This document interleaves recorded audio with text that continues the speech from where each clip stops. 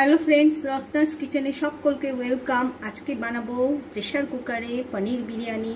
কিভাবে বানাবো সিম্পলভাবে আসুন দেখে নিই। প্রথমে ইনগ্রেডিয়েন্টস আমি কি কি নিয়েছি এখানে আমি বিরিয়ানি চাল নিয়েছি, শাহি গরম মশলা, বিরিয়ানি গরম মশলা নিয়েছি, রসুন কুচি, পেঁয়াজ কুচি নিয়েছি, কিছু ফোড়ন দেওয়ার জন্য এটা হচ্ছে বড় এলাচ, লবঙ্গ, ছোট এলাচ আর কয়েকটা গোলমরিচ নিয়েছি, গ্রেট করা আদা লঙ্কা গুঁড়ো, আর নিয়েছি লঙ্কা, কাঁচা লঙ্কা, আর নিয়েছি জিরে গুঁড়ো, নিয়েছি পনির, নিয়েছি গোলাপ জল, কেওড়া জল, আর নিয়েছি ঘি। একটা প্রেশার কুকার নিয়েছি সাদা তেল। এবার এই শুকনো গরম মশলাগুলো ফোড়ন দিয়ে দিচ্ছি। আমি এইগুলো ফোড়ন দিয়ে দিচ্ছি আগে, দিয়ে তারপরে কাঁচা লঙ্কাটা দিচ্ছি। এটা একটুখানি ভাজা ভাজা হয়ে যাক। পেঁয়াজ কুচি দিয়ে দিচ্ছি, রসুন কুচি দিয়ে দিচ্ছি, আদা কুচি দিয়ে দিচ্ছি, একটা ছোট টমেটোকে 4 টুকরো করে মশলার সঙ্গে ভেজে নেব।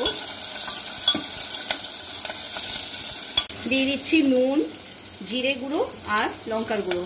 এখানে আমি হলুদ ইউজ করিনি। একটুখানি ভালো করে একটুখানি মশলাটাকে নাড়াচাড়া করে নিচ্ছি। মশলাটা ফ্রাই হয়ে গেছে। এবার দিয়ে দিচ্ছি চালটাকে আগে ভালো করে ধুয়ে ভিজিয়ে রেখেছিলাম। দিয়ে দিচ্ছি মেপে জল, যতখানি চাল নিয়েছি তার ডাবল জল নেব।